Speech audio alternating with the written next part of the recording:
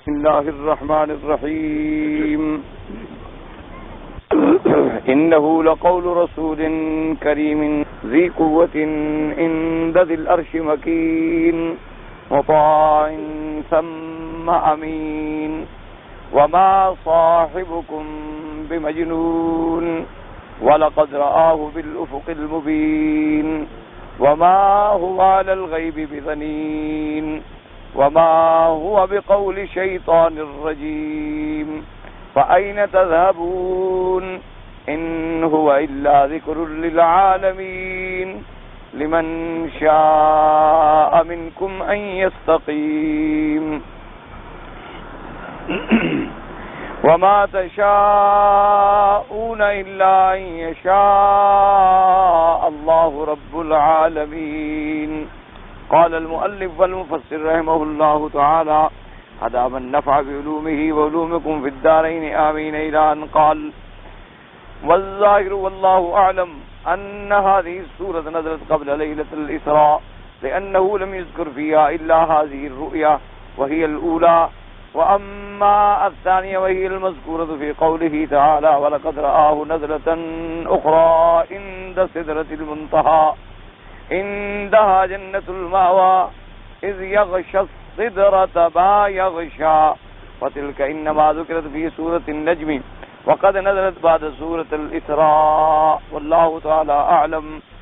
اب مفسر رحمت اللہ علیہ قرآن مقدس کی سورۃ التکویر کی ان آیات مبارکہ کی تشریح بیان فرما رہے ہیں، جس میں اللہ تبارک و تعالی نے فرمایا کہ وَلَقَدْ رَآهُ بِالْأُفُقِ الْمُبِينِ، کہ تحقیق دیکھا میرے پاک نبی محمد مصطفیٰ حبیب کبریا صلی اللہ علیہ وعلا آلہ و اصحابہ وسلم تسلیما کثیرا نے افق مبین پر یعنی جبریل علیہ السلام کو۔ اب اس بات میں تو کوئی شبہ نہیں، الحمدللہ یہ بات یعنی بالاتفاق ہے کہ حضور صلی اللہ علیہ وسلم نے جبریل علیہ السلام کو اس کی صورت اصلی میں 2 دفعہ دیکھا ہے۔ ایک دفعہ آپ نے رؤیت فرمائی، زیارت فرمائی ہے زمین پر، اور ایک دفعہ میرے آقا نے دیکھا ہے جبریل علیہ السلام کو آسمانوں پر۔ تو اب مسئلہ یہ پیدا ہوتا ہے کہ وَلَقَدْ رَآهُ بِالْأُفُقِ الْمُبِينِ جو اس صورت میں آیا ہے، جو صورت ہم پڑھ رہے ہیں، تو اس سے مراد کون سی رؤیت ہے؟ یعنی پہلی دفعہ کا دیکھنا مراد ہے یا دوسری دفعہ کا دیکھنا مراد؟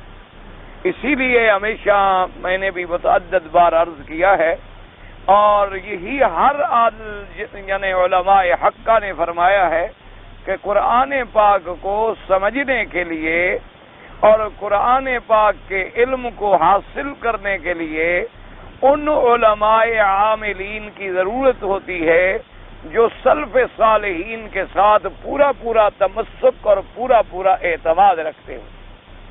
محض اپنے عقل کی بنا پر قرآن کو سمجھنا جو ہے وہ مشکل ہو جاتا ہے، محض اپنے فکر کی بنا پر کہ چلو جی ہم قرآن پڑھیں گے اور ہمیں لغت عربی آتی ہے اور ہم سمجھ لیں گے، یہ بڑا مشکل ہو جاتا ہے۔ اس لیے کہ اب قرآن نے یہاں اتنی فرما دیا کہ وَلَقَدْ رَآهُ بِالْأُفُقِ الْمُبِينِ کہ حضور پاک نے انہیں دیکھا افق بین پر، لیکن کب دیکھا؟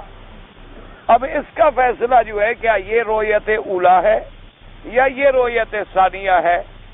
تو اس پر اب مفسرین رحمت اللہ علیہم اجمعین، جن کو اللہ نے علوم قرآن سے نوازا ہے اور جنہیں قرآن پاک کے علوم سے مناسبت ہے، تو اب مفسر نے بحث فرمائی۔ انہوں نے کہا ہمیں یہ دیکھنا ہوگا کہ یہ سورۃ تکویر جو ہے یہ سورۃ مکیہ ہے، اور یہ سورۃ تکویر جو ہے یہ لیلۃ الاسراء اور معراج سے پہلے اتری ہے حضور پاک صلی اللہ علیہ وسلم پر۔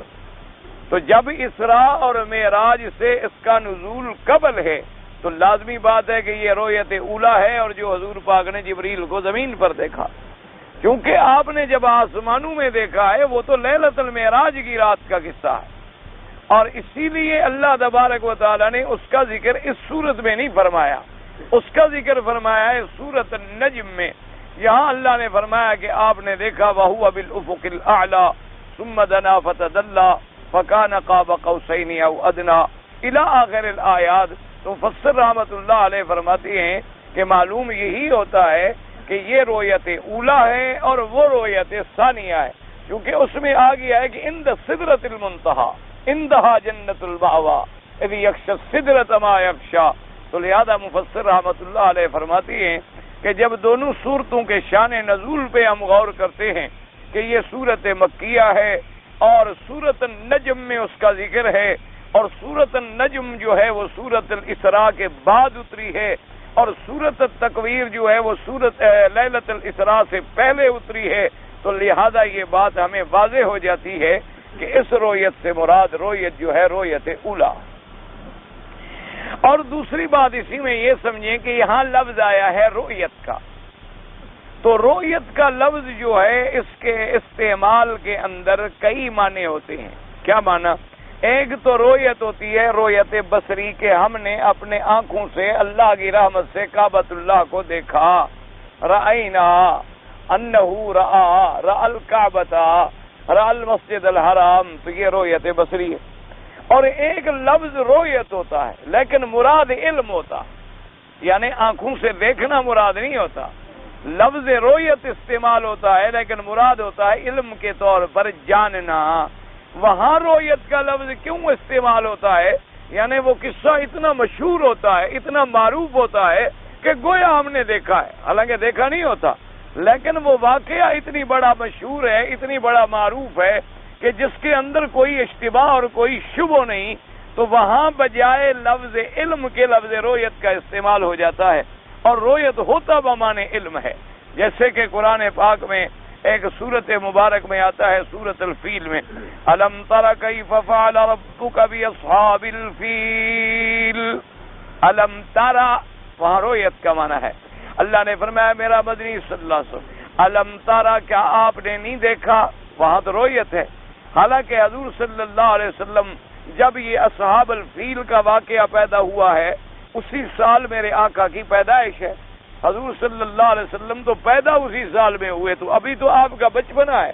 تو قصہ اصحاب الفیل جو ہے، اور ولد رسول اللہ صلی اللہ علیہ وسلم فی سنۃ الفیل، آپ کی پیدائش جو ہے وہ سنہ فیل میں ہے، تو لفظ رویت ہے، تو کبھی کبھی رویت بمعنی علم استعمال ہوتا ہے، کبھی رویت یعنی بصریہ اور کبھی رویت علمیہ۔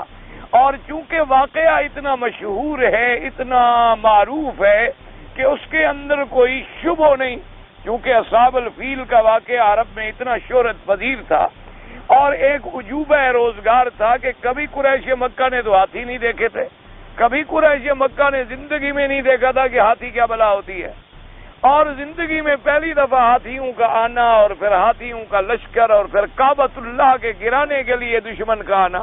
تو یہ واقعہ کوئی ایسا تو نہیں جو چھپا چھپا ہو، یہ واقعہ ایسا تو نہیں کہ جو عام آدمی کو، یہ تو بچے کی زبان پہ چڑھ گیا تھا نا واقعہ، کہ بھئی ایک بادشاہ آیا اور ہاتھی لے کے آیا اور اللہ کے کعبے کو گرانا چاہتا تھا، اللہ تبارک و تعالیٰ نے اس کو نیست اور نابود کر دیا۔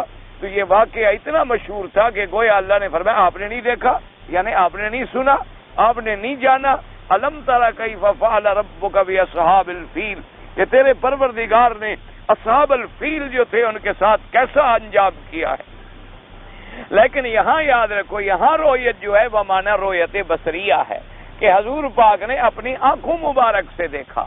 حضور صلی اللہ علیہ وسلم نے اس میں یہ معنی نہیں کہ آپ نے جانا یا آپ کو علم ہوا یا آپ کو جبریل علیہ السلام کی اصلی صورت کے بارے میں بتلایا گیا، نہ، بلکہ حضور پاک نے اپنی آنکھوں مبارک سے آپ نے زیارت کی، آپ نے دیکھا، اور اس دیکھنے کا اتنی اثر ہوا کہ حضور صلی اللہ علیہ وسلم پہ غشی طاری ہو گئی، حضور پاک کھڑے تھے تو آپ زمین پہ بیٹھ گئے، اور اس کے بعد پھر جبریل علیہ السلام جو ہیں قریب آئے، اور پھر حضور پاک نے باقاعدہ بیان فرمایا کہ میں نے جبریل کو اس کی صورت اصلی میں دیکھا ہے، اور یہ بھی بیان فرمایا کہ وَلَهُ 600 جناح، کہ اس کے 600 پر ہیں، اور یہ بھی بیان فرمایا کہ انہو قد ملأ الافق، کہ اس نے افق کو بھر دیا۔ افق کہتے ہیں یہ زمین آسمان کے سامنے جو آپ کو جگہ نظر آ رہی ہے، یعنی یہ پورا خلا جو ہے جب پر پھیلائے تو بھر گیا۔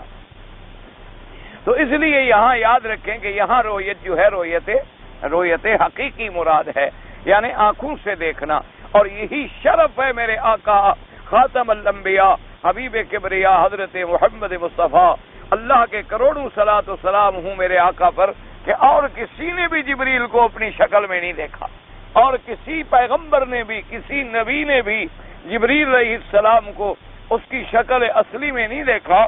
جب بھی دیکھا ہے تو جبریل علیہ السلام متشکل آئے ہیں شکل میں، انسانی شکل میں، لیکن آپ کی اصلی صورت میں دیکھنا جو ہے صرف نصیب ہوا حضرت محمد مصطفیٰ صلی اللہ علیہ وآلہ آلہ واصحابہ وسلم تسلیما کثیرا کثیرا۔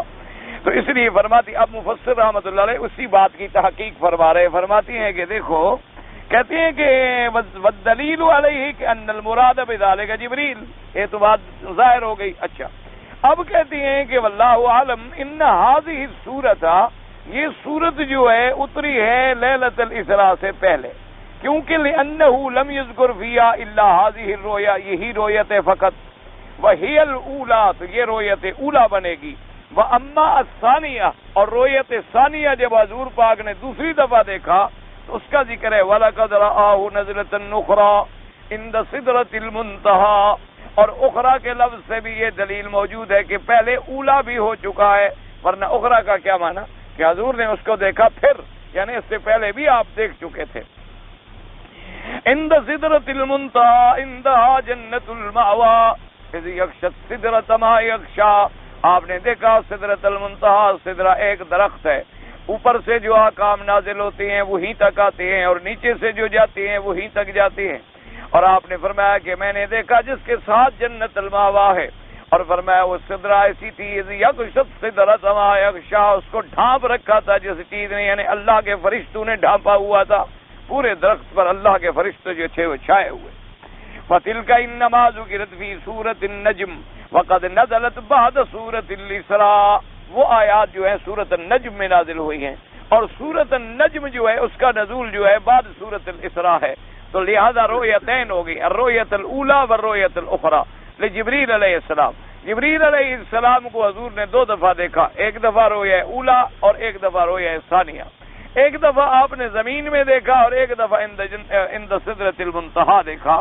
تو مفسر رحمۃ اللہ علیہ نے، ابن کثیر رحمۃ اللہ علیہ نے اس تفصیل کو بیان فرما کے یہ اشکال رفع فرما دیا کہ وَلَقَدْ رَآهُ بِالْأُفُقِ الْمُبِينِ، اس آیت سے مراد رؤیت اولا ہے یا رؤیت ثانیہ ہے؟ اللہ نے فرمایا وَمَا هُوَ عَلَى الْغَيْبِ بِضَنِينٍ، أي وما محمد صلى الله عليه وسلم على ما أنزله الله إليه بضنين أي بمتهم، ومنهم من قرأ ذلك بالضاد أي ببخيل، بل يبذله لكل أحد، وقال قتادة كان القرآن غيبا فأنزله الله على محمد وما ظن به على الناس بل نشره وبلغه وبذله لكل من أراده۔ اب اللہ تبارک و تعالی نے دوسری صفت بیان کی۔ پہلی صفت مبارک کیا آئی تھی؟ وما صاحبکم بمجنون، پہلی صفت یہ تھی کہ حضور اللہ کا نبی، آپ کے ساتھی جو ہیں وہ دیوانہ نہیں بلکہ وہ کمال عقل پر ہیں۔ اور دوسری صفت کیا تھی؟ وَلَقَدْ رَآهُ بِالْأُفُقِ الْمُبِينِ، اور اللہ نے فرمایا بدبخت ہو، دیوانے بھی کبھی جبریل کو دیکھتے ہیں۔ کوئی پاگل لے آؤ وہ کہے گا میں نے جبریل کو دیکھا ہے، جبریل کا دیکھنا تو بڑے بڑے عقل والوں کی طاقت میں بھی نہیں ہے، اور میرے مدنی نے تو جبریل کو دیکھا ہے، جبریل علیہ السلام کی رؤیت ہوئی ہے، دوسری صفت۔ اور تیسرا فرمایا وما هو علی الغیب بضنین۔ اب ضنین کے بعد دو دفعہ قرات میں دو ہیں، بعد میں پڑھا ہے یعنی ضاد کے ساتھ، اور بعد میں پڑھا ہے ضا کے ساتھ ضنین، اور بعد میں پڑھا ہے ضاد کے ساتھ بضنین۔ تو اس میں ایک تو معنی یہ ہے وما هو علی الغیب بضنین بمتهم، یعنی یہ نہیں کہ اللہ تبارک و تعالی نے جو آپ کو علم غیب عطا فرمایا ہو اس کے بیان کرنے میں آپ پر کوئی تہمت لگائی گئی ہو کہ آپ نے نعوذ باللہ خیانت کی ہے۔ اور دوسرا ترجمہ آیا وما هو علی الغیب بضنین ببخیل، کہ اللہ تبارک و تعالی نے جو آپ پہ نازل فرمایا اس میں آپ بخیل نہیں ہیں کہ آپ کو چھپا لیں۔ تو یاد رکھیں، اس بات کو بھی سمجھیں۔ بعض لوگوں نے، بعض فرق باطلہ نے اور بعض مبتدعین نے اور بعض متبعین احوا نے اس آیت سے بھی دلیل پکڑی ہے کہ نبی عالم الغیب ہوتے، انبیاء عالم الغیب ہوتے ہیں، کہ اللہ نے فرمایا کہ دیکھو میرا مدنی غیب پر بخیل نہیں ہے بلکہ غیب بتلانے والا ہے۔ تو جب حضور بتلانے والے ہیں غیب ہوگا تو بتلائیں گے، اگر غیب ہو نہ تو پھر بتلائیں گے کیسے؟ بتلائے گا تو وہی جس کے پاس علم غیب ہو، اگر علم غیب ہی نہ ہو تو پھر بتلائیں گے کیسے؟ تو جب آپ بتلانے میں، غیب کے بتلانے میں بخیل نہیں ہیں بلکہ سخی ہیں، آپ کھول دیتے ہیں، بیان فرما دیتے ہیں، بتلا دیتے ہیں، تو وہ لوگ کہتے ہیں کہ یہ دلیل ہو گئی نا کہ علم غیب ہوا نا۔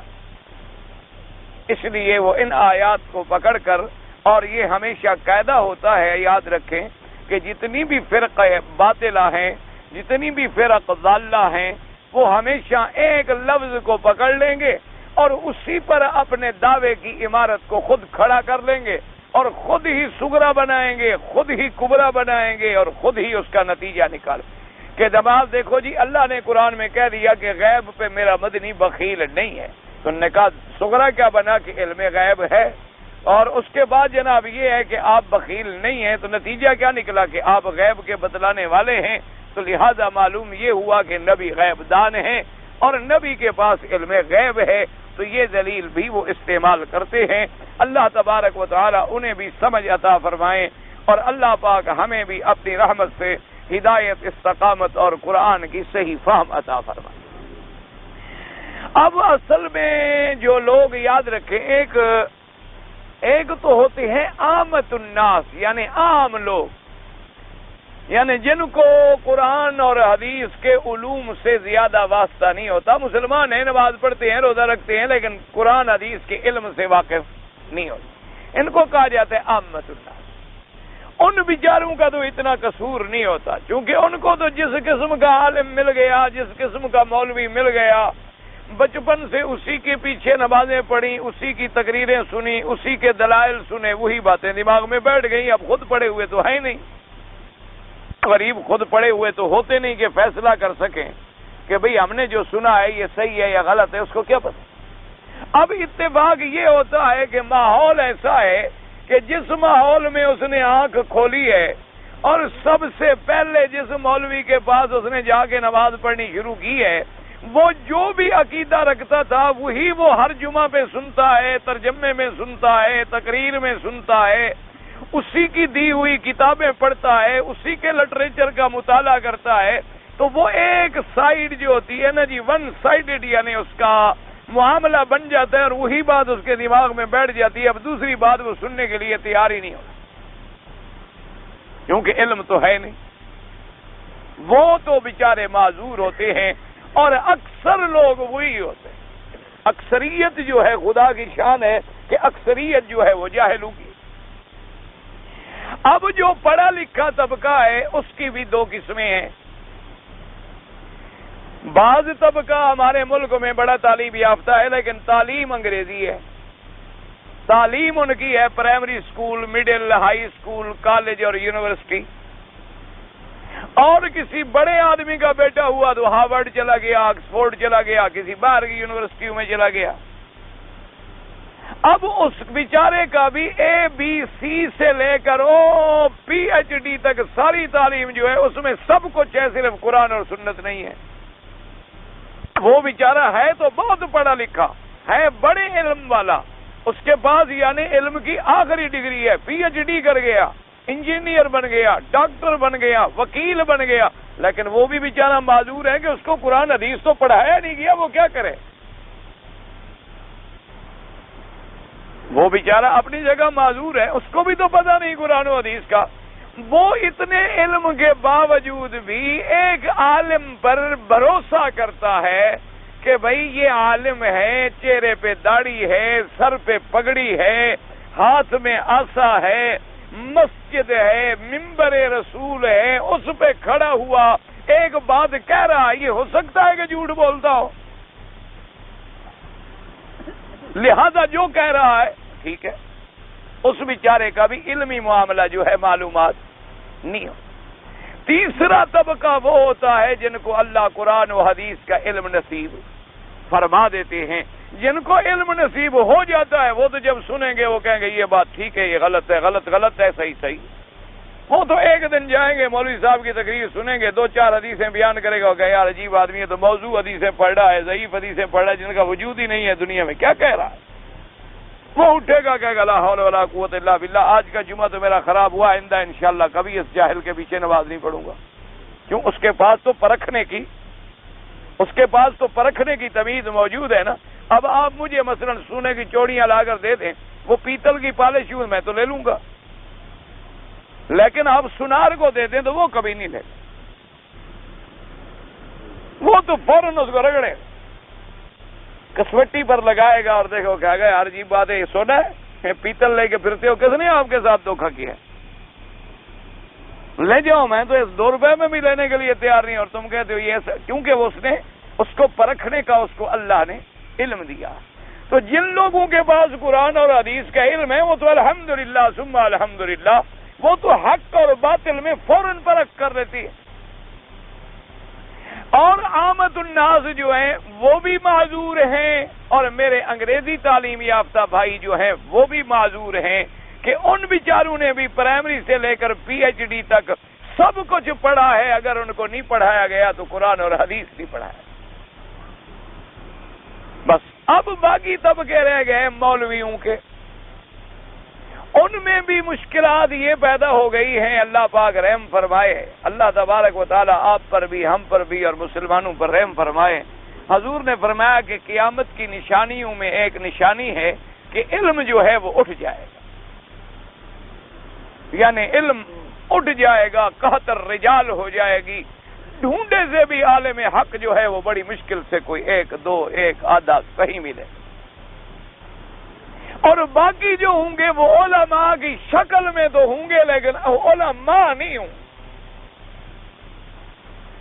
حضور نے بلکہ مثال دی، آپ نے فرمایا ایسے لوگ ہوں گے کہ جلودہم جلود الذئب، ان کے ظاہری لباس تو ایسے ہوں گے جیسے بھیڑ ہیں، فرمایا اور ان کے دل ایسے ہوں گے جیسے بھیڑیے، فرمایا اوپر سے بڑے نرم ہوں گے، بڑا اخلاق، بڑا خلق، بڑی بات، بڑی جمال، لیکن اندر سے بھیڑیے ہو۔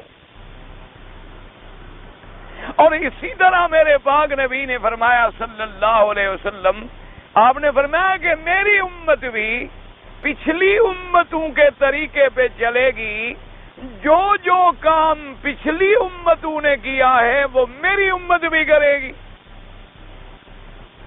آپ نے فرمایا لَتَتَّبِعُنَّ سُنَنَ مَنْ كَانَ قَبْلَكُمْ، کہ جو تم سے پہلے گزر چکے تم بھی ان کے طریقے پہ چلو گے۔ اب پہلے کون گزرے؟ یہودی گزرے، نصرانی گزرے، مشرکین گزرے، اور ان کے علماء کی کیا عادت تھی؟ یحرفون الکلم عن مواضعہ، کہ وہ اللہ کے کلام کو بدل دیں۔ یشترون بآیات اللہ ثمنا قلیلا، اللہ کے قرآن کو تھوڑے سے پیسے لے کر بیچ دیتے تھے کہ بڑا آدمی آ گیا فتویٰ بدل دیا، غریب آدمی نے جرم کیا زنا کا تو رجم جاری کر دی، اور بڑے آدمی نے جو گناہ کیا تو اس کے لیے چلو جی بس ٹھیک ہے، اس کا منہ تھوڑا سیاہ کر کے بازار میں پھرا دو، 2-3 جوتے مار لو، بس بات ختم ہو۔ تو آپ نے جب یہ فرمایا تو حضور کا فرمان جو ہے وہ حق ہے، تو اب آخری دور میں ایسے بھی مولوی پیدا ہوں گے جو ان کے نقش قدم پہ چلیں گے اور اللہ کے قرآن کو بدل ڈالیں گے، اللہ کے قرآن میں تعریف کریں گے، اللہ کے قرآن کے معانی کو بدل دیں گے، اور ایک آیت کو سامنے رکھ لیں گے اور اسی پر اپنی بنیاد عمارت کی رکھ، جیسے کہ اب یہی آیت مبارک آ گئی کہ وما هو علی الغیب بظنین، محمد مصطفیٰ غیب پر بخیل نہیں ہے۔ انہوں نے اب اسی سے ثابت کر لیا کہ عالم الغیب ہیں تبھی تو بخیل نہیں ہیں، اگر علم غیب ہو ہی نہ تو بخل کا کیا معنی؟ اب ایک آیت تو سامنے رکھ لی، لیکن سارے قرآن کی باقی آیتیں اس کے بارے میں کیا فیصلہ ہوگا؟ جہاں اللہ کے نبی نے فرمایا کہ ولا عالم الغیب، میں عالم الغیب نہیں ہوں، جہاں اللہ نے فرمایا وَعِندَهُ مَفَاتِحُ الْغَيْبِ لَا يَعْلَمُهَا إِلَّا هُوَ، جہاں فرمایا إِنَّ اللَّهَ عِندَهُ عِلْمُ السَّاعَةِ وَيُنَزِّلُ الْغَيْثَ وَيَعْلَمُ مَا فِي الْأَرْحَامِ وَمَا تَدْرِي نَفْسٌ مَاذَا تَكْسِبُ غَدًا وما تدری نفس بأی ارض تموت، فرمایا ان 5 چیزوں کا علم بھی کسی کو نہیں۔ حضور پاک جب حج کے لیے تشریف لے آئے، آپ نے صحابہ سے فرمایا کہ جو آدمی قربانی کا جانور ساتھ نہیں لے آیا ہے وہ عمرہ کر لے، صفا مروہ دوڑ کے بال کٹا کے احرام کھول دے اور 8 ذی الحجہ کو پھر احرام باندھ کے حج کا مینا کے لیے چلے تاکہ اس کا حج تمتع ہو جائے۔ اب یہ حضور کا آخری حج مبارک ہے، یوں سمجھ لیں حجۃ الوداع ہے، یعنی اسی حج کے بعد حضور تشریف لے گئے، ذی الحجہ میں واپس تشریف لے گئے اور ربیع الاول میں وفات ہو گئی، یعنی آپ اس کے بعد صرف محرم اور صفر 2 مہینے آپ زندہ رہے، 12 ربیع الاول کو وفات ہو گئی علیہ الصلاۃ والتسلیم۔ یہ آپ کا آخری سفر مبارک ہے اور آخری حج مبارک ہے، حجۃ الوداع ہے۔ آپ نے صحابہ کو فرمایا کہ بھائی جن لوگوں کے ساتھ قربانی کا جانور نہیں ہے، چاہے انہوں نے حج اور عمرہ دونوں کی نیت کر لی تھی، لیکن ان کو میں حکم دیتا ہوں کہ وہ عمرہ پورا کر لیں، طواف کر لیں، صفا دوڑ لیں، بال منڈا لیں، احرام کھول۔ یہ عمرہ پورا ہو گیا، اب 8 ذی الحجہ کو پھر حج کا احرام باندھیں تاکہ ان کا حج تمتع ہو جائے اور ان کو سفر کی تکان اتر جائے، غسل کر سکیں، کپڑے پہن سکیں، خوشبو لگا سکیں، کنگھی دے سکیں اور تیاری بال اپنے بنا سکیں، آرام مل جائے۔ صحابہ نے عرض کیا کہ حضور صلی اللہ علیہ وسلم، صحابہ نے عرض کیا کہ آقا آج 4 ذی الحج تو ہم پہنچے ہیں مکے میں، درمیان میں باقی کتنی دن ہے؟ 3 دن، 8 کو پھر ہم نے احرام باندھنا ہے، تو احرام کھولنے کا کیا فائدہ ہے؟ اگر ہم احرام میں رہیں گے تو ثواب زیادہ ہوگا، مشقت زیادہ ہوگی، محنت زیادہ ہوگی، دماغ اور ذہن جو ہے وہ عبادت کی طرف لگا رہے گا، اور اگر ہم احرام کھول دیں گے تو آزادی ہو جائے گی، پھر اپنی بیویوں سے ملیں گے، پھر بیویوں کی طرف دماغ جائے گا، خیال جائے گا، اور پھر 8 کو ہم احرام باندھیں گے۔ حضور یہ ہے تو بہتر تو یہی ہے کہ مہربانی کریں ہمیں اجازت دیں کہ ہم بھی احرام میں رہیں۔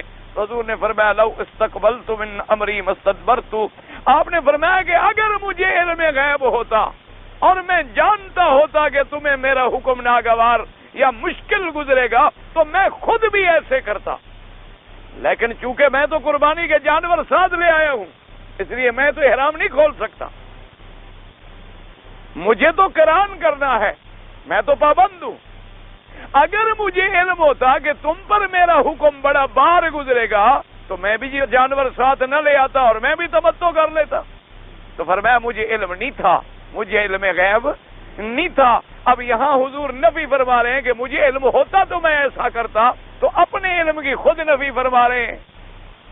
اسی طریقے سے سورۃ المجادلہ پہ آپ نظر ڈالیں کہ ایک عورت نے حضور کی خدمت میں آ کے شکایت کر دی کہ یا رسول اللہ صلی اللہ علیہ وسلم، میں بوڑھی ہو گئی ہوں، میرے پیٹ سے 5 بچے پیدا ہو چکے ہیں اور ابھی بڑھاپے میں خاوند نے مجھے ماں کہہ دیا ہے کہ تم میرے لیے ماں کے برابر ہو۔ اور زمانہ جاہلیت میں یہ لفظ جو ہے حرمت ابدی کے لیے استعمال ہوتا تھا، وہ عورت ہمیشہ کے لیے تابیداً حرام ہو جاتی تھی، حلال ہونے کا راستہ کوئی نہیں تھا۔ تو اس نے کہا حضور میں تو برباد ہو گئی کہ اب میں کہاں جاؤں، اب میں بوڑھی ہو گئی، چلو جوان ہوتی میں کہیں اور شادی کر لیتی۔ جب تک میں جوان تھی میرا شوہر میری جوانی کھا گیا، میں نے اپنے اسی بطن سے اس کے 5 بچے جینے ہیں، 5 بچوں کو پالا پوسا جوان کیا ہے، اب جب میں بوڑھی ہو گئی چلنے کے قابل نہیں رہی، اب میں اس کی ماں بن گئی، اس نے مجھے حرام کر دیا، یا رسول اللہ میں کہاں جاؤں، میرا فیصلہ فرمائیں۔ حضور صلی اللہ علیہ وسلم نے فرمایا کہ بی بی ما نزلت فی کے شے، تیرے بارے میں کوئی حکم آسمانوں سے آیا نہیں، میں جانتا نہیں، میں کیسے فیصلہ کروں۔ اب یہ اللہ کا قرآن ہے، اگر عالم الغیب ہو نبی نعوذ باللہ تو اس عورت کے ساتھ ایسی یعنی غلط بات بھی اللہ کے نبی کی زبان پہ آ سکتی ہے۔ اللہ کے انبیاء تو غلط بات بولنے سے پاک اور معصوم ہوتے ہیں، نبی تو صادق اور سچے ہوتے ہیں۔ اور پھر مسئلہ معلوم ہو اور چھپا لینا، یعنی اللہ کے نبی کو مسئلہ معلوم ہو اور مسئلہ بیان نہ فرمائیں، نعوذ باللہ ثم نعوذ باللہ، اس سے بڑی کوئی توہین نبوت ہو سکتی ہے؟ اب عورت جناب لڑ پڑی حجت سے، اس نے کہا کہ یا رسول اللہ قرآن میں ہر چیز کا حکم موجود ہے، صرف میرا مسئلہ نہیں ہے۔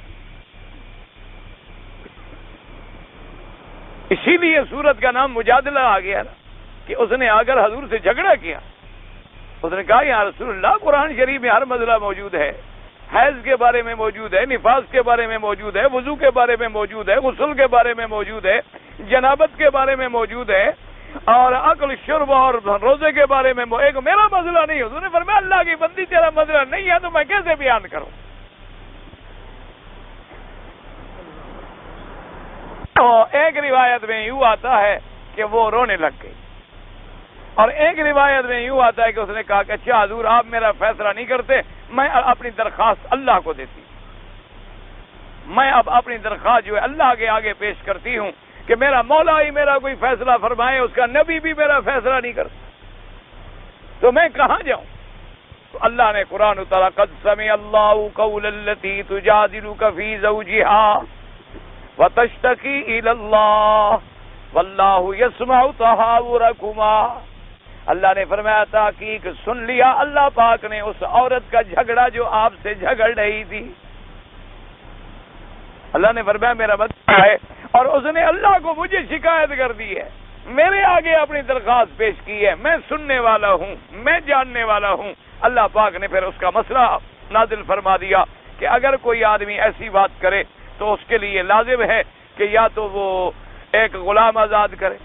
حضور نے فرمایا بلاؤ بلاؤ بڑھیا کو، بڑھیا آگے تمہارے حق میں الحمدللہ قرآن اتر آیا، بلاؤ تم شوہر کو۔ اس کے شوہر کو بلایا گیا، حضور نے فرمایا اللہ کے بندے تم نے ایسی بات کی ہے بیوی سے؟ کہا صحابہ تو سچے تھے، ہمارے طرح تو نہیں تھے کہ تین تین طلاقیں دیتے ہیں پھر پوچھو کہ نہیں جی تمہیں ایسی بات ہی کوئی نہیں، میری بیوی جھوٹ بولتی ہے۔ وہ تو سچے لوگ تھے، سچی جماعت تھی، ان کی زبان ہے۔ انہوں نے کہا حضور میں نے کہا ہے۔ آپ نے فرمایا اچھا تم ایک غلام آزاد کر سکتے ہو؟ اس نے کہا حضور اپنی گردن تو ہے اور تو کوئی گردن نہیں آزاد کروں، یہی اپنی گردن ہے اور کہاں غلام ہے میرے پاس میں آزاد کروں؟ حضور نے فرمایا اچھا چلو تم ایسا کرو کہ بھائی اپنا مسکینوں کو کھانا کھلا سکتے ہو 60 مسکینوں کا، کہاں سے کھلاؤں، وہ بھی نہیں ہے۔ حضور نے فرمایا اچھا ہم آپ کی مدد کر دیں گے، تو مسئلہ رہار آ گیا کہ کفارہ ادا کر دے اور اس کے بعد عورت جو ہے حلال ہو جائے۔ تو اب حضور کو علم اگر تھا تو حضور کہہ سکتے تھے کہ مجھے علم نہیں ہے، اور یہ آخری زندگی کے واقعات، یہ آخری زندگی کے واقعات ہیں جن میں یہ واقعات سارے آ رہے ہیں۔ تو اس لیے ہمیشہ یاد رکھو کہ قرآن کو جب آپ پڑھیں گے تو قرآن کے ساری آیات پہ نظر رکھنی ہوگی۔ اب کیا معنی ہے؟ فرمایا وما هو علی الغیب بضنین، جو غیب کا، جتنی غیب کا ہم نے اپنے پیغمبر کو علم دیا اس نے نہیں چھپایا۔ یہ نہیں کہ وہ عالم الغیب ہے اور غیب کا ذرہ ذرہ جانتا ہے نا، قرآن غیب، قرآن کے احکام بھی سارے غیب ہیں۔ اللہ کے پیغمبر کو پتہ نہیں، ما کنت تدری مل کتاب ولا الایمان۔ اللہ نے فرمایا میرا مدنی جب تک ہم نے قرآن تجھ پہ نہیں اتارا آپ کو تو پتہ نہیں قرآن کیا ہے اور ایمان کیا ہے۔ فرمایا جتنا علم ہم نے اپنے پاک پیغمبر پہ اتارا، جتنے غیب کی خبر اپنے پیغمبر کو دے دی، اس میں حضور نے بخل نہیں کیا۔ نہیں کہ دنیا کے لوگوں کی طرح کہ کوئی بات کا پتہ چل جائے تو پوری نہیں بتاتے، نہ میرا نبی اتنا جو ہم علم دیتے ہیں چھپاتے نہیں۔ یہ مراد نہیں کہ سارا ہم نے علم غیب دے دیا، یہ کہاں لکھا ہوا ہے؟ اسی طرح قرآن کی دوسری آیت ہے عالم الغیب فلا یظہر علی غیبہ احدا اللہ نے فرمایا عالم الغیب صفت اللہ کی ہے، اللہ اپنے غیب کو ظاہر نہیں کرتے مگر الا من ارتضی من رسول، اللہ جس پیغمبر کو پسند کر لیں اس پہ کچھ ظاہر کر دیتے ہیں، یہ نہیں کہ سارا علم دے دیتے ہیں۔ علم غیب علیحدہ چیز ہے، اس غیب میں سے کچھ ظاہر کر دینا، کچھ بتلا دینا، کچھ کی خبر دے دینا۔ اس لیے قرآن نے فرمایا، اللہ نے قرآن کے اندر موجود ہے کہ میرا مدنی نحن نقص علیک احسن القصص بما اوحینا الیک ھذا القرآن وَإِن كُنْتَ مِن قَبْلِهِ لَمِنَ الْغَافِلِينَ۔ اللہ نے فرمایا ہم نے آپ پر یہ بہتر قصہ، یعنی حضرت یوسف کا قصوں میں سے بہترین قصہ ہم نے اتارا، آپ کو ہم نے سنایا۔ اس سے پہلے تو آپ کو پتہ بھی نہیں تھا کہ یوسف کا قصہ کیا ہے۔ جیسے حضور سے مشرکین مکہ نے پوچھا کہ روح کے بارے میں بتلائیں، مشرکین مکہ نے پوچھا کہ اصحاب کہف کے بارے میں بتلائیں، مشرکین مکہ نے پوچھا کہ ذوالقرنین کے بارے میں بتلائیں کہ وہ کون سا بادشاہ تھا جو مشرق تک گیا، جو مغرب تک گیا، وہ کون لڑکے تھے جو غار میں چھپے، اور یہ روح کیا چیز ہے۔ حضور نے فرمایا کل بتلاؤں گا۔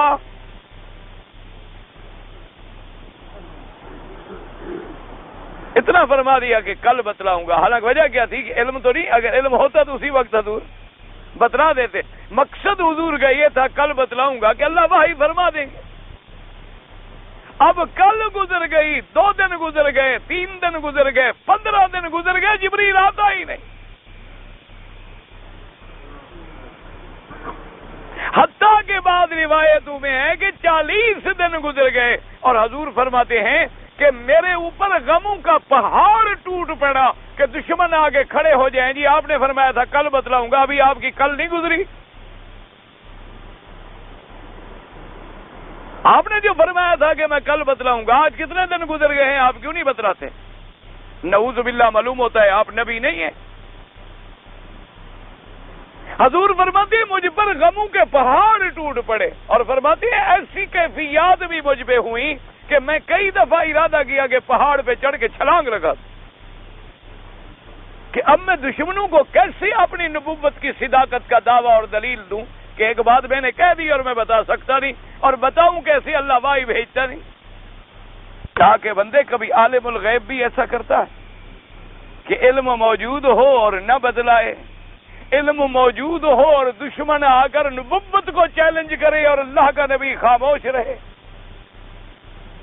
اللہ نے پھر سورۃ الکہف اتاری اور پہلے آیت اتاری، فرمایا وَلَا تَقُولَنَّ لِشَيْءٍ إِنِّي فَاعِلٌ ذَلِكَ غَدًا إِلَّا أَن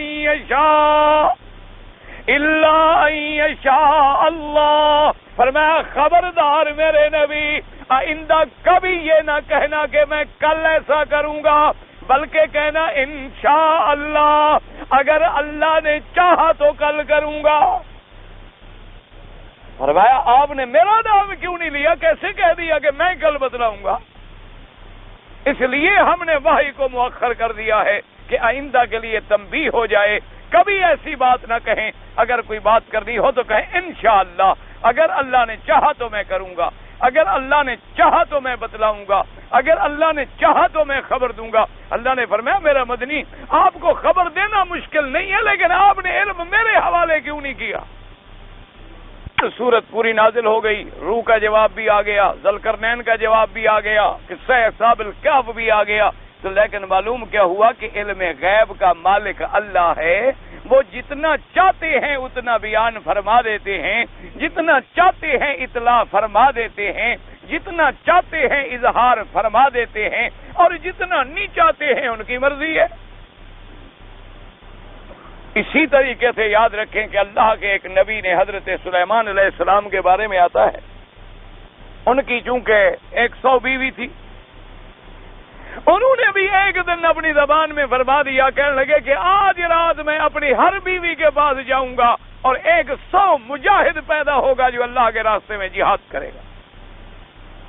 صرف اتنی نہ کہہ سکے کہ انشاءاللہ، یہ نہ کہہ سکے، اور جناب ایک بچہ پیدا ہوا، وہ بھی یعنی آدھا، یعنی اسقاط ہو گیا، حمل گر گیا۔ اللہ کے نبی نے دعا کی کہ اللہ میاں میں نے تو مجاہدوں کے لیے تمنا کی تھی کہ تیرے راستے میں جہاد کریں گے، فرمایا انشاءاللہ کہا تھا۔ اللہ میاں بھول گیا، فرمایا بھول گیا تو پھر ہم نے بھی بچہ نہیں دیا، یہ تو پھر میری مرضی ہے، تم انشاءاللہ کہتے تو ہم دے دیتے، تم نے جب ہمارے مشیت کے سپرد نہیں کیا تو ہماری مرضی ہے۔ اس لیے یاد کریں کہ معنی یہ ہے کہ جتنا غیب اللہ نے اپنے پاک پیغمبر کو بتلایا ہے اس کو نبی نے چھپا لیا ہو، نہ نہ نہ۔ جیسے معراج کی رات میں چیزیں جنت دکھلائی گئی، غیب ہے۔ حضور صلی اللہ علیہ وسلم کو عذاب دکھلائے گئے، غیب ہے۔ حضور صلی اللہ علیہ وسلم کو آسمانوں کی سیر کرائی گئی، غیب ہے۔ حضور صلی اللہ علیہ وسلم کو سدرۃ المنتہا تک لے گئے، سب غیب ہے۔ اللہ تبارک و تعالیٰ نے جو وحی فرمائی، غیب ہے۔ لیکن جتنا غیب اللہ نے اپنے پاک پیغمبر کو بتلایا اس پہ میرا مدنی بخیل نہیں ہے، وہ کھول کھول کے بیان کر دیا میرے نبی۔ یہ نہیں کہ کچھ بتلا دیا ہو اور کچھ نہ بتلایا ہو۔ اسی لیے ہمیشہ یاد رکھیں کہ یہ تو آیت رد ہے ان فرق ضالہ کا، جیسے بعض جاہل کہتے ہیں کہ حضرت علی کے بارے میں حضور نے نہیں بتلایا، حضور ڈر گئے، حضور چھپا گئے۔ حجۃ الوداع کے موقع پہ آپ نے عرفات میں اللہ نے کہا اعلان کرو حضرت علی کا، آپ نے نہیں کیا۔ پھر اللہ نے حکم دیا مینا میں اعلان کرو، پھر بھی آپ نے نہیں کیا۔ پھر اللہ نے حکم دیا مکے میں اعلان کرو، پھر بھی آپ نے نہیں کیا۔ پھر جب آپ غدیر خم پہ پہنچے ہیں تو پھر جا کر اللہ تبارک و تعالی نے حکم دیا کہ نہیں کرتے ہو تو اب میں نبوت چھین لوں گا۔ تو پھر حضور نے ڈر کے مارے کچھ لوگوں کے سامنے کہہ دیا۔ اللہ نے فرمایا نہ میرا مدنی بخیل نہیں، وما هو علی الغیب بضنین، ایسی بات نہیں کہ ہم اسے حکم دیں وہ چھپا لے، ہم اس پہ کوئی احکام نازل کریں اور وہ اندر دل میں رکھ لیں، نہ کبھی نہیں ہوتا۔ اور یہی وجہ ہے، یاد رکھو، کہ جب حضور نے اپنی بیوی سے کہا تھا کہ یہ راز کی بات ہے کسی اور کو نہ کہنا، لیکن بیوی صبر نہ کر سکی، اس نے بیوی حفصہ نے بتلا دیا، بیوی عائشہ کو خبر کر دی۔ اللہ کے نبی کے راز کی بات تھی۔ اب جناب حضور پاک کو اللہ نے خبر کر دی کہ میرا مدنی آپ نے جس بیوی کو رازدار بنایا ہے وہ دوسری بیوی کو خبر دے چکی ہے۔ بیوی چاہے نبی کی بیوی ہو، عورت تو آخر عورت ہی ہوتی ہے، یہی تو وجہ ہے اللہ نے عورت کو نبی نہیں بنایا، یہی تو وجہ ہے اللہ نے عورت کو نبی نہیں بنایا، امام نہیں بنایا، ایک 4 فٹ کی مسجد کا امام نہیں بنایا، لوگ کہتے ہیں ملک کا بنا لو، پاگل ہو گئے۔ اللہ کے نبی کی بیوی ہے، پاک بیوی ہے، طاہرہ ہے، مطہرہ ہے، اور صدیقہ ہے، بنت صدیق ہے، اور دوسری کون ہے؟ بنت فاروق ہے رضی اللہ تعالی عنہن اجمعین۔ لیکن اللہ کے نبی کا راز خوشی میں آگے نہیں رکھ سکی، بات خوشی کی تھی، بات خوشی کی تھی، اور اس نے کہا کہ اس کے چھپانے میں کوئی فائدہ تو ہے نہیں، ظاہر کرنے میں کوئی خطرہ نہیں، تو لہذا میری سہیلی ہے اس کو تو چپکے چپکے بتا دوں۔ اس نے کہا بتانا نہیں، حضور نے مجھے روکا تھا کہ راز نہیں بتلانا، پر تمہاری ہمارا تو بیناپا ایسا ہے، تم سے تو میں نہیں چھپا سکتی، لیکن رکھنا دل میں۔ تو اپنا راز خود نہیں رکھا، دوسرے سے تمنا کرتی ہے کہ دل میں رکھو۔ اسی لیے اللہ نے فرمایا نا کہ عورت جو ہے ناقص العقل ہوتی ہے، جس راز کو تم خود نہیں رکھ سکتی دوسرا رکھے گا۔ اسی لیے بی بی حوا ہی نے آدم علیہ السلام کو نکلوایا نا جنت سے، کہا یہ اللہ کی قسم بھی بھلا کوئی جھوٹی کھاتا ہے؟ وہ اللہ کی قسمیں کھا رہا ہے، بیچارہ شریف آدمی ہے، بزرگ ہے، پتہ نہیں شیطان ہے، جلدی جلدی بزرگ مان لیتی ہیں۔ آپ نے دیکھا ہوگا جتنی ضعیف الاعتقاد عورت ہوتی ہے مرد نہیں ہوتی، یہ سب منت منوتی والی 90% عورت ہوتی، سب قبروں پہ سجدے کرنے والی، سب سے پہلی برباد کرنے والی گھر کو عورت ہوتی۔ تمام شرک کا گڑھ جو ہے نا جی، یہ نانیاں دادیاں، یہ بوڑھیاں جو بیٹھی ہیں نا پچھلے 100 سال والی، یہ نہ مرتی ہیں، نہ ہمارے گلے سے نکلتی ہیں، نہ قوم کو شرک اور بدعت سے نکالتی. سب سے بڑا گڑھ اور مصیبت ہے اللہ کا عذاب ہے. دعا کرو اللہ ان کو ہدایت دے اور خاتمہ ان کا بھی ایمان پہ کر دے. اللہ تبارک و تعالیٰ ان کی تمام شرک کی جڑ جو ہے وہ عورت ہوگی. کہے گی بیٹا کیا کرتے ہو، عجیب بات ہے، تم ایسے پتہ نہیں نئے نئے تقریریں سن کے مولوی مکی کی وہاں بھی بن گئے ہو. ہمارا مرشد ہے، مرشد کا بیٹا ہے، داڑھی مڈاتا ہے، سگریٹ پیتا ہے، کبھی کبھی شراب کا گھونٹ بھی پی لیتا ہے، لیکن ہے تو مرشد کا بیٹا نا. کبھی کبھی شراب بھی پی لیتا ہے، گھر میں 5-10 عورتیں بھی رکھی ہوئی ہیں، لیکن مرشد زیادہ ہے نا. پاک کا بیٹا پاک ہے، پاک کدے پلید نہیں ہو سکتا، تے پلید کدے پاک نہیں ہو سکتا. اور پانی نو ہی کسے پلید کیتا، ایک قطرہ پیشاب ڈالو پلید ہو جائے. یہ سارے مسئلے ان کے پاس ہوتے، سارے مسئلے ان کے پاس ہوتے. بچہ بیمار ہوگا تو فوراً کبھی نماز نہیں پڑھے گی، قرآن لے آئے گی. قرآن صدقہ کرو میرے بیٹے کے اوپر، صدقہ. وہ اللہ کا قرآن لعنت کر رہا ہے کہ بے ایمان مجھے پڑھتا نہیں ہے تو اوپر کیوں گھما رہی ہو. اللہ کا قرآن لعنت کرتا ہے ایسے لوگوں پر کہ جس نے ساری زندگی مجھے ہاتھ نہیں لگایا، جس نے ساری زندگی مجھے کھول کے ایک لفظ نہیں پڑھا ہے، آج میں اس کو بچا لوں گا. یہ ساری عورتیں ہوتی ہیں. میرا بیٹا سفر پہ جا رہا ہے، یہ 20 روپے باندھو، امام ضامن. ہاں اب امام ضامن ہو گیا، امام ساتھ رہے گا حضرت کے. جہاں جہاں حضرت جائیں، سینما میں جائیں، فلم میں جائیں، امام ضامن ساتھ ہے. خدا کا خوف کرو، یہ عقیدے ہیں. یہ سارا مسئلہ عورتوں کے پاس ہوتا ہے. آج میرا بیٹا آ گیا ہے جی خیرات کرنی ہے، نہ جلدی نہ کرو، وہ پہلے بکرا لے آؤ. میرا بیٹا ہاتھ لگائے گا پھر ذبح کرو. مجھے سمجھاؤ یہ ہاتھ لگانے کا کیا مقصد ہے؟ جس نے زندگی میں کبھی نماز نہیں پڑھی، بکرے کو ہاتھ لگانے سے بکرا پاک ہو جائے گا یا بیٹا پاک ہو جائے گا؟ کیا اس کے ہاتھ لگانے سے صدقہ معین ہو جائے گا؟ یعنی ماں نے نیت کی، باپ نے نیت کی، پیسے خریدے، بکرا خریدا، ابھی نیت پکی نہیں ہوئی جب تک ہاتھ نہ لگائے. حضرت بڑا مقدس ہاتھ ہے، ولی ہاتھ لگا رہا ہے. ساری زندگی جس کا ہاتھ دوسرے مسلمان عورتوں کی عزتوں پہ پڑا ہے وہ ہاتھ لگا رہا ہے. خدا کا خوف کرو، ہے کیا مسئلہ؟ یہ دین ہے یا کوئی مذاق ہے، ڈرامہ ہے؟ اور دین تو اتنی واضح اور چمکتا ہوا دیا ہے میرے مدنی محمد مصطفیٰ نے. خدا کی قسم کھا کے میں کعبے میں کہتا ہوں 1400 سال گزر گئے، میرے نبی کی ایک سنت کو کوئی ذرا تبدیل نہیں کر سکتا. آج تک اذان تبدیل نہیں ہو سکتی، نماز تبدیل نہیں ہو سکتی، حج تبدیل نہیں ہو سکتا، روزہ تبدیل نہیں ہو سکتا، قرآن کا لفظ تبدیل نہیں ہو سکتا. تو ان باتوں کو ہم کیسے دین بنا لیں؟ یہ سارا مسئلہ عورتیں کرتی. عورت نے جناب راز کھول دیا. اب نبی کی بیوی ہے، راز کھول دیا. لوط علیہ السلام کے قرآن پڑھیں. میں کوئی الف لیلا نہیں پڑھ رہا، الحمدللہ نحیر رانجھا سنا رہا ہوں آپ کو. لوط علیہ السلام کے گھر میں جب فرشتے آئے ہیں، قوم کو خبر کس نے دی؟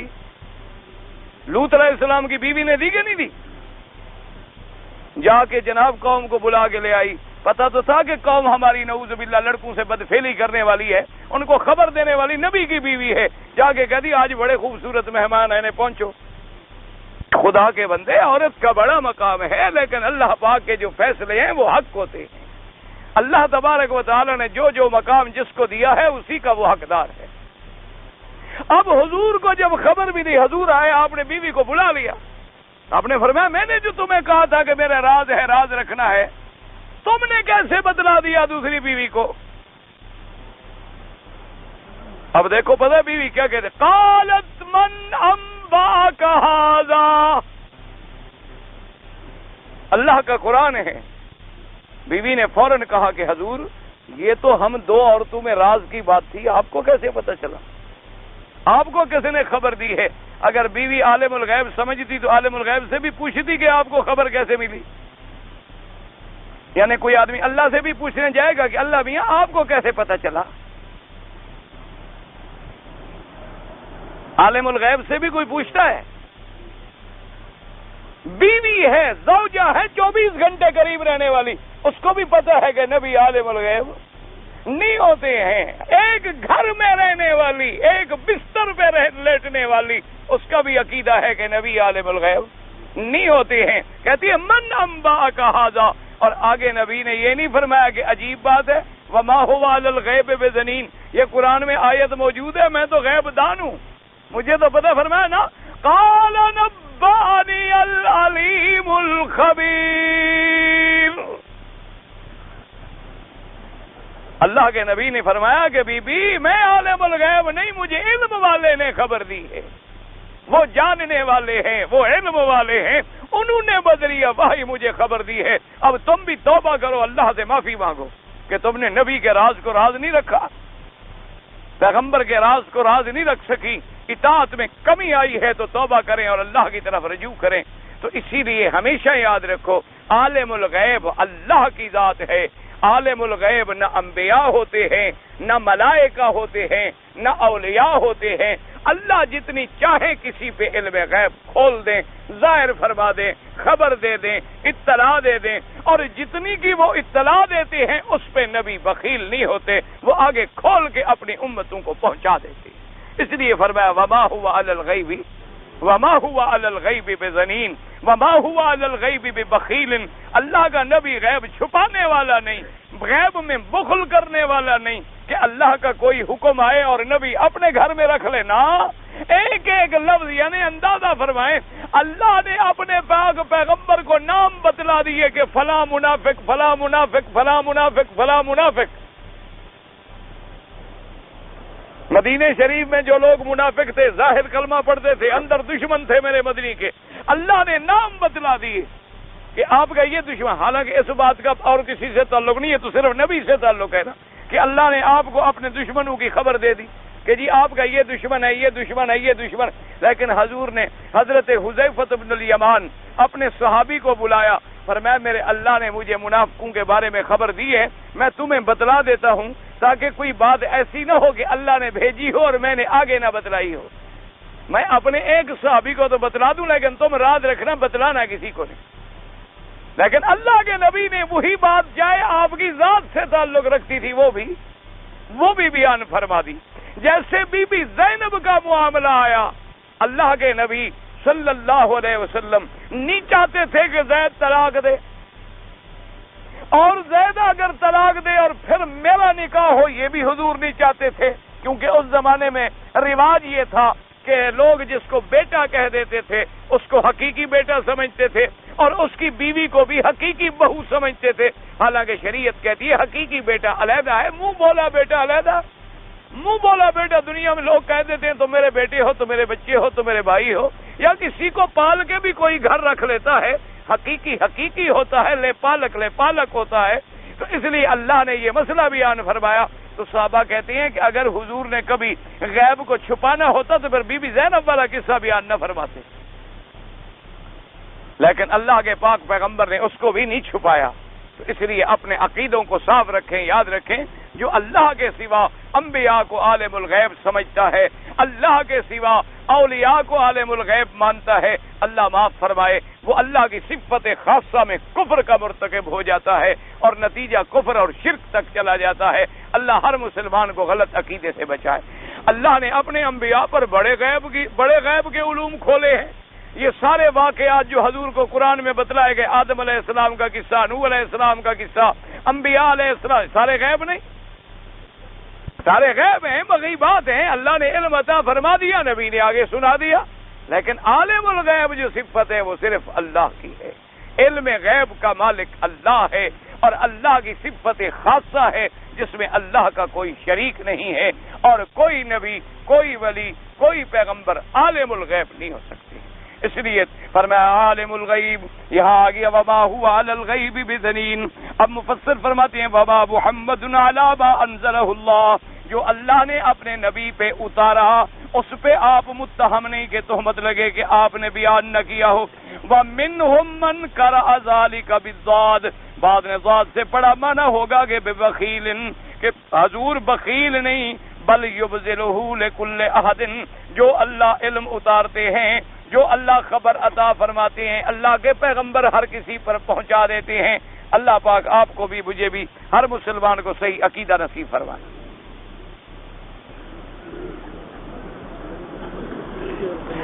کہتے ہیں جی کہ نماز کے اندر لاؤڈ سپیکر کا استعمال کرنا جو ہے یہ جائز ہے۔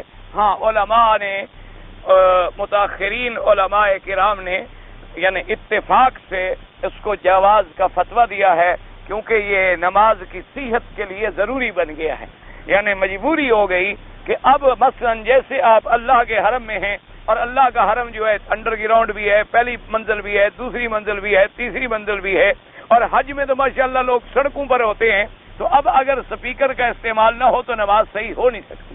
اس لیے علماء نے اس کے جواز کا فتویٰ دیا ہے۔ یہ ایسی بات نہیں ہے کہ جس کو آپ بدعات میں داخل کر سکیں۔ یہ تو اسی طرح ہے کہ جیسے پہلے ہوائی جہاز نہیں تھا تو ہم سواری نہیں کرتے تھے، آج اگر کوئی ہوائی جہاز پہ سواری کرے تو لوگ کہیں بدعت ہے۔ یہ بدعت نہیں ہوتی۔ بدعت کا معنی ہوتا ہے دین کے معاملے میں کوئی نئی چیز پیدا کرو۔ اب یہ نئی چیز دین میں نہیں، نماز وہی ہے، صرف اس کی آواز کو پہنچانے کا پہلے ذریعہ یہ تھا کہ بھی مکبر کھڑے ہوتے تھے، اس نے کہا، اس نے کہا، اس نے کہا، اس نے کہا، اور اب اللہ نے ایک آلہ بنا دیا ہے تو اس نعمت سے استفادہ کیا جاتا ہے۔ اس لیے ایسی باتوں کے جواز کا فتویٰ ہے، لیکن اب بھی بہت سارے متقی علماء یعنی بہت سارے والے جو ہوتے ہیں وہ اب بھی احتیاط کرتے ہیں کہ فرض نماز استعمال نہیں کرتے، باقی نمازوں میں کر لیتے ہیں، فرض نماز جو ہے اس کے بغیر پڑھا لیتے ہیں، لیکن بہرحال جائز ہونے میں کوئی نہیں، کیونکہ تمام الحمد امت کے علماء اس پر متفق ہیں۔ میں نے بتا دیا ہے جو احتیاط کرتے ہیں تقوی کا اعلیٰ درجہ ہے۔ دیکھو نا جی، مثلا اب کوئی آدمی اس وقت بھی جو کی روٹی ہے، سبحان اللہ، کیونکہ حضور پاک نے جو کی روٹی استعمال فرمایا، لیکن گندم کھانا منع تو نہیں۔ کوئی آدمی پلاؤ کھائے، بریانی کھائے، زردہ کھائے، منع نہیں، لیکن ایک آدمی کو اللہ نے ایسا تقویٰ دیا، وہ کہتا نہیں میں وہی چیزیں استعمال کروں گا جو میرے آقا نے کی تھی۔ تو یہ تو پھر عشق کے مرتبے ہوتے ہیں، تقویٰ کے مرتبے ہوتے ہیں، محبت کے مرتبے ہوتے ہیں۔ وہ کہتا ہے جی میں کپڑا بھی وہی کھدر کا پہنوں گا، میں تو اسی طریقے سے نیچے چادر باندھوں گا اور اوپر لمبا کرتا پہنوں گا اور اوپر پگڑی باندھ، سبحان اللہ، الحمدللہ۔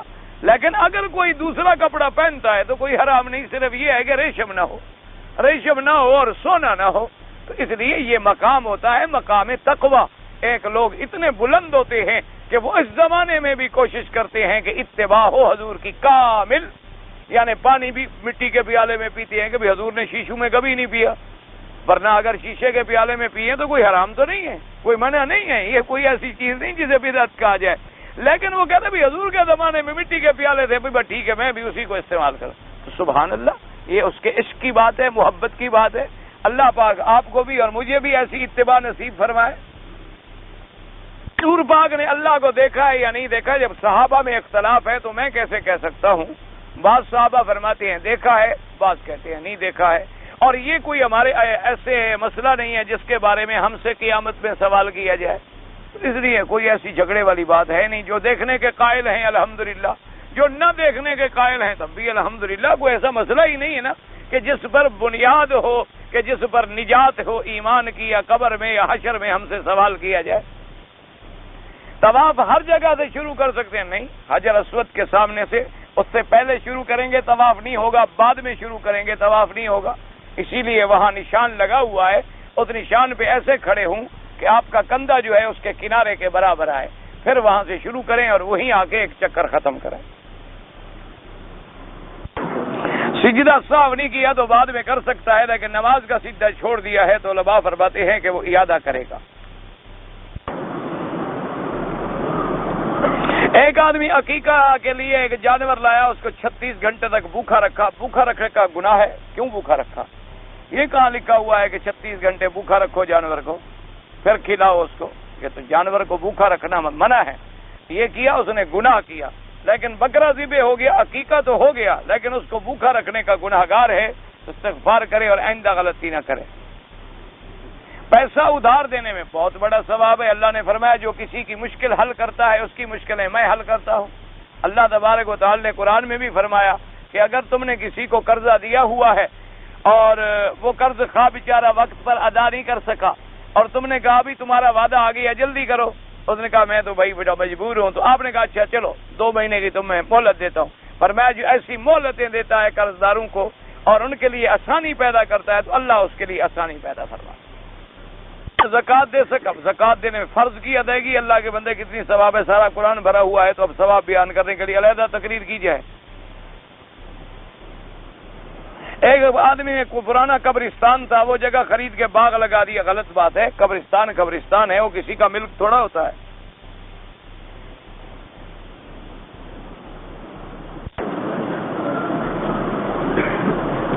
ہم عمرے کی نیت سے میقات پہ ٹھہرے ہوئے تھے، جب عمرے کی نیت سے ٹھہرے ہوئے تھے، دیکھو نا مسئلہ پڑھیں آپ، رات کو وہاں کھانا لینے نکلے تو راستہ بھول گئے، بغیر احرام کے مکے میں آ گئے، پھر واپس میقات چلے گئے، ہم نے احرام نہیں باندھا، مکے عمرے کی نیت سے دخول، تو لازمی بات ہے کہ جب تم عمرے کی نیت سے ٹھہرے ہوئے تھے تم ایسے بھول گئے کھانا لینے، وہاں سے کوئی 10 میل دور گئے تھے آپ، میقات پر ہوٹل موجود ہیں، ہر طرف موجود ہیں، کون سا ایسا میقات تھا جو آپ کو کھانا نہیں ملا اور آپ لینے گئے اور بھول گئے ایسے کہ پھر میقات آپ کو ڈھونڈے بھی نہیں ملا؟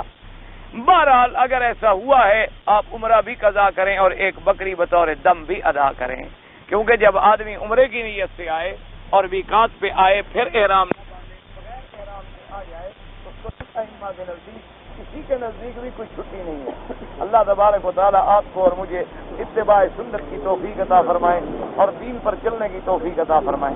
اللہم صلی علی سیدنا محمد وعلی آل سیدنا محمد وبارک وسلم۔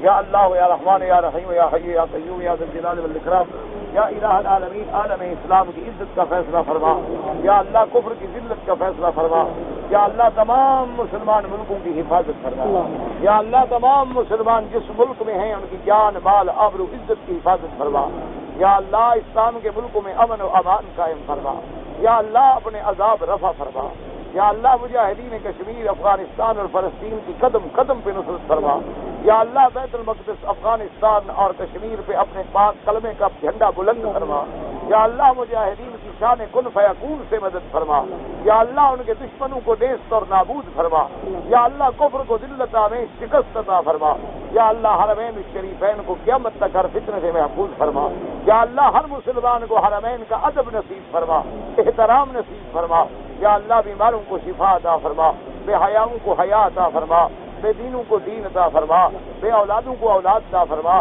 جن کی اولادیں ہیں ان کو صالح بنا، یا اللہ تمام گھریلو جھگڑے فتنے دور فرما، مسلمانوں میں اتحاد اتفاق محبت اور پیار پیدا فرما، یا اللہ تمام مسلمانوں کو عقیدہ توحید نصیب فرما، حضور کی محبت نصیب فرما، صحابہ اہل بیت اولیاء کرام کی محبت نصیب فرما، یا اللہ بے ادبی سے محفوظ فرما، یا الہ العالمین قرآن و سنت کا تابع بنا، یا اللہ قرآن و سنت کا علم نصیب فرما، یا اللہ ہمیں تو مانگنا بھی نہیں آتا، بغیر مانگے اپنی رحمتیں عطا فرما، یا اللہ پوری دنیا میں ہدایت کا فیصلہ فرما، یا اللہ ہدایت کی ہوائیں چلا دے، یا اللہ ہدایت کی فضائیں پیدا فرما دے، یا اللہ مسلمانوں میں جوڑ پیدا فرما دے، یا اللہ مسلمانوں کے اندر نفاق اور بغض کو دور فرما دے۔